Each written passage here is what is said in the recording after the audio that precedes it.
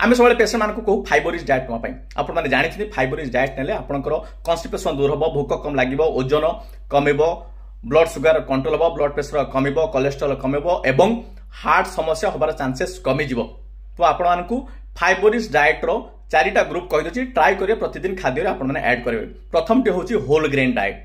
Whole grain कौन जोटा refined है प्रोसेस है जमी आपंकर brown rice brown bread multigrain अटा मैदा जातीय खाद्य को एवॉइड करेंगे एवं जिते रफ कार्बोहाइड्रेट जातीय खाद्य आपने खाइबे। तापर हूँ आपंकर ग्रीन लिफी भेजिटेबल भितर आस खाद्य खाद्य आपंकर भिंडी आईगण आई सब जिनस को आपण मैंने ट्राए करेंगे सब ऐड करेंगे। तापर हूँ फ्रेश फ्रूट भितर कि आप आपेल पिजुड़ी नाशपाती ताको आपण चुपा सह खाइबे चुपा छड़ेबे नहीं। तापर हूँ आपंकर सीड्स भितर किछु चिया सीड्स फ्लैक्स सीड्स किंतु मन रखिबे फाइबर डाएट नेले आपको पानी सफिशिएंट पिया पड़ो ना आपंकर कन्स्टिपेशन समस्या देखा देव एवं यार एडवर्स इफेक्ट पड़ो। आपण माने एही सरे मानतु एवं हेल्दी रुहतु। Thank you.